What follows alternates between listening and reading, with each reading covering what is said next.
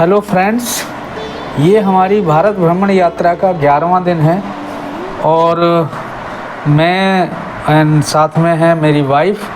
मैं अपना परिचय दे दूं, मैं भारतीय वायुसेना से retired senior non commission officer और साथ में मेरी वाइफ हैं, जो हम ये भारत भ्रमण यात्रा के लिए निकले हैं। दोस्तों, कल हम आर्मी गेस्ट हाउस राजकोट आ गए थे रात को, क्योंकि हमें रात में पहुंच के आज सुबह द्वारका के लिए निकलना था। और राजकोट से द्वारका करीब 4.5 घंटे का रास्ता है। तो अभी हम तैयार हो करके आर्मी गेस्ट हाउस से सब निकल रहे हैं।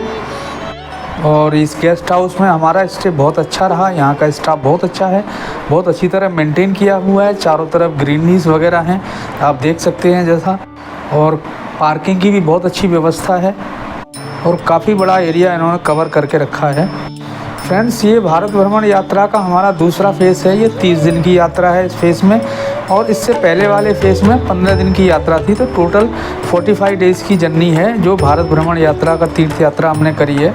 इस यात्रा के वीडियो को अगर आप देखेंगे तो आपको वास्तविक तीर्थ यात्रा का एहसास होगा। तो फ्रेंड्स, अब हम यहाँ से निकल चुके हैं। जैसा कि बताते हैं, द्वारका नगरी को श्री कृष्ण भगवान ने बसाया था और इसका दूसरा नाम शंखोधरा भी बोला जाता है। और ये कच्छ की घाटी में स्थित है। यहाँ से कच्छ का इलाका शुरू होता है और ये बहुत ही पवित्र तीर्थ स्थल है। बताते हैं कि भगवान कृष्ण ने अपने पूर्व परिजनों की रक्षा हेतु, जो कि जरासंध के आक्रमण से रक्षा हेतु, ये द्वारका नगरी में आकर के बसे थे और यहाँ अपना राजा बने थे। बताते हैं कि यदुवंश की समाप्ति और श्री कृष्ण भगवान की जीवन लीला समाप्त होते ही यह द्वारका समुद्र में डूब गई थी। जब आप इस रोड से गुजरेंगे तो ये एक अंबानीज की रिफाइनरी और बहुत बड़ा एम्पायर आपको दिखाई देगा। वास्तव में ये बहुत बड़ा एम्पायर है। क्योंकि हम द्वारका जा रहे हैं तो चलिए द्वारका के बारे में और कुछ बात करते हैं। द्वारका के पास जो भेंट द्वारका है, बताते हैं इसका नाम भेंट द्वारका, जब सुदामा जी ने कृष्ण भगवान को जो भेंट में चावल दिए थे, उस भेंट शब्द की वजह से इसका नाम भेंट द्वारका पड़ा। यहाँ की ज़मीन बहुत ही उपजाऊ है और कपास की खेती के लिए तो बहुत ही ज़्यादा उपजाऊ है। और यहाँ पर वस्त्रों का, गुजरात में वस्त्रों का ही व्यापार है, इसलिए यहाँ कपास की खेती सबसे ज़्यादा होती है। और गुजरात को आप मंदिरों का प्रदेश कह सकते हो। हर 10-20 किलोमीटर में बहुत ही बड़ा मंदिर आपको अवश्य देखने को मिलेगा। जैसा कि आप सुन सकते हैं, यहाँ पर हवाएं बहुत तेज़ स्पीड से चलती हैं और यही कारण है कि यहाँ पर विंड मिल को ज़्यादातर लगाया गया है, जिससे कि बिजली का उत्पादन किया जाता है। आप पूरे रास्ते में विंड मिल आपको देखते हुए मिलेंगे। हर जगह विंड मिल दिखाई देंगी। जैसे ही हम आगे बढ़ते हैं तो देखेंगे आपके कच्छ का इलाका शुरू होता है। रियल कच्छ आपका यहीं से शुरुआत होती है। चारों तरफ खुला ही खुला समुद्र के बैक वाटर का एरिया जिसको बोलते हैं, आप देख सकते हैं बहुत ही हाई स्पीड से हवाएं चल रही हैं। और ये विंड मिल देखने में दूर से छोटी दिखती है, लेकिन आप नज़दीक से देखेंगे तो बहुत बड़ा इक्विपमेंट है ये। शायद जिस आदमी ने पहली बार देखा होगा तो उसकी कल्पना से परे है इसका साइज। और रास्ते में भावनगर शहर भी पड़ता है, बड़ा मशहूर शहर है गुजरात का भावनगर। हम लगभग 3 बजे करीब द्वारका में आ चुके थे। तो हमने सबसे पहले भेंट द्वारका जाने का ही प्लान किया, क्योंकि लोगों ने बताया पहले आप भेंट द्वारका ख़त्म करके आइए। तो हम भेंट द्वारका पर आए हैं। वहाँ जाने के लिए टिकट लेना पड़ेगा, तो टिकट काउंटर के लिए लोगों की बहुत भीड़ लगी हुई है, आप देख सकते हैं। तो टिकट के जाने से पहले हमें गाड़ी पार्क किया। गाड़ी पार्क करने के लिए काफ़ी दूर हमें लग रहा था जाना पड़ेगा, लेकिन वहाँ नेवल बेस था, तो वहाँ हमने बताया कि भाई हम एयरपोर्ट से हैं, तो उन्होंने हमारी गाड़ी वहीं पार्क करवा दी। और अब हम टिकट काउंटर की ओर सारे भीड़ के साथ में हम जा रहे हैं। और टिकट लेकर के हम नाव में अभी सवार हैं। नाव में बैठने के बाद बहुत ही सुंदर दृश्य नज़र आ रहा है। आप देख सकते हैं चारों तरफ नीला ही नीला पानी। ये अरब सागर का पानी है, बहुत ही साफ़ है और चारों तरफ इलाके में बोट ही बोट दिखाई दे रही हैं। फ्रेंड्स, मैंने पहले ही बताया था कि मैं इस यात्रा के ज़रिए आपको वास्तविक यात्रा का अनुभव कराऊंगा। तो आप इस वीडियो को ज़रूर देखें और तीर्थों का आनंद लें। देख रहे हैं इतने सारे पक्षी नाव के चारों तरफ को नाव को घेरे हुए हैं। एक्चुअली ये लोग जो दाना फेंक रहे हैं, उस दाने को ये पक्षी हवा में ही लपक के खा जा रहे हैं और चारों तरफ नाव की तरफ मंडरा रहे हैं। कितना सुंदर नज़ारा है, आप देख सकते हैं। सफ़ेद रंग के पक्षी और नीले कलर का समुद्र का पानी। और ये दूसरी तरफ से हमें एक नाव लौटती हुई नाव क्रॉस कर गई है। देखने में बड़ा सुंदर लग रहा है। अब दूर से आपको बेट द्वारिका के द्वीप का नज़ारा दिखाई दे रहा है, क्योंकि अभी दूर है यहाँ से, तो दूर से अभी जिस दूर का सीन आप दिखाई दे रहा है। कितना सुंदर और मनोरम दृश्य है, आप देख सकते हैं। अद्भुत सुंदर दृश्य। नाव पर बहुत सारे लोग बैठे हैं और अपने अपने तरीके से फोटोग्राफी कर रहे हैं। एक चीज़ यहाँ पर नोट करने वाली है कि द्वारिका एक हिंदुओं की तीर्थ स्थली है, और यहाँ पर जितनी नावें ये चल रही हैं सारे मोमडनों की नावें हैं। मुसलमान लोग हैं जो ये नावें चला रहे हैं यहाँ पर। और बेट द्वारका के द्वीप पर भी आप देखेंगे तो कई सारी मस्जिदें दिखाई दे रही हैं दूर से ही। तो ये कहीं ना कहीं एक यहाँ पर इस मुसलमान लोग यहाँ पर इतनी कैसे बस गए, ये भी एक सोचने का विषय है।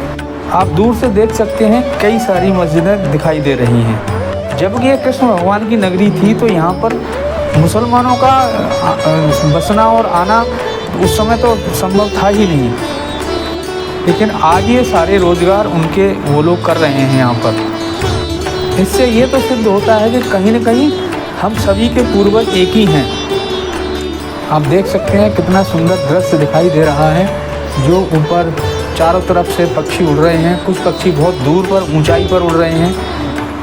द्वारिका के बारे में बताते हैं कि श्री कृष्ण भगवान पर किसी शिकारी ने हिरण समझकर तीर चला दिया, और श्री कृष्ण भगवान जब देवलोक चले गए और ये बात पांडवों को जब पता चली, तो पांडवों ने श्री कृष्ण के परिजनों को अपने साथ इंद्रप्रस्थ ले गए। जैसे ही परिजन यहाँ से गए, तो उसके बाद ही द्वारिका पूरी तरह समुद्र में डूब गई, ऐसा बताते हैं। जो द्वारिका शहर समुद्र में डूबा है, ये 5000 साल पुराना है, और इसको आर्कियोलॉजिकल भी इस बात की पुष्टि करता है। और यह सूरत के पास लगभग 130 फीट नीचे पानी में डूबी हुई है। वैसे वहाँ पर भी बताते हैं 10,000 पुराना भी इसका इतिहास हो सकता है, ऐसा भी बोला जाता है। वैसे पुरानी द्वारिका के दर्शन के लिए अभी सरकार कुछ इस तरह के प्रयास कर रही है, जिससे कि पनडुब्बी के द्वारा आदमी को नीचे ले जाके उनके दर्शन करवाए जाएंगे। ऐसी व्यवस्था सरकार करने जा रही है। अब आप देख सकते हैं बेट द्वारका के हम नज़दीक पहुंच रहे हैं। कितना सुंदर नज़ारा दिखाई दे रहा है चारों तरफ से। और ध्यान से देखें तो द्वारकाधीश मंदिर का पताका भी यहाँ से दिखाई दे रही है। चारों तरफ नाव हैं, चारों तरफ किनारे पे बहुत अच्छा सुंदर दृश्य दिखाई दे रहा है। और पक्षी अभी भी नाव के चारों तरफ घूम रहे हैं, लोग दाना डाल रहे हैं और वो चारों तरफ घूम रहे हैं। जैसे जैसे किनारा नज़दीक आ रहा है, दृश्य उतना ही मनोरम होता जा रहा है। अब नाव किनारे पर पहुंचने वाली है और अपनी रैंप की पोजीशन में जा रही है। जो नाव चलाने वाले हैं उसकी पोजीशन में जा रहे हैं। नाव के चारों तरफ टायर लगे रहते हैं, तब क्योंकि जब टक्कर होती है नाव में एक दूसरी नाव में या किनारे से, तो रबर का टायर उसके शॉक को एब्जॉर्ब कर लेता है, झटका नहीं लगता। आप देख सकते हैं चारों तरफ टायर टंगे हुए हैं, वो इसी पर्पज़ से टंगे हुए हैं। अब नाव धीरे धीरे किनारे की ओर सट रही है, और ताकि लोग जो है वहाँ से उतर सकें। और सूरज भी धीरे धीरे ढल जा रहा है, तो जैसे जैसे अंधेरा हो रहा है, धीरे धीरे दृश्य और भी सुहावना और अच्छा होता जा रहा है। और सूरज भी धीरे धीरे नीचे आते जा रहा है। आप देख सकते हैं सामने पुल है।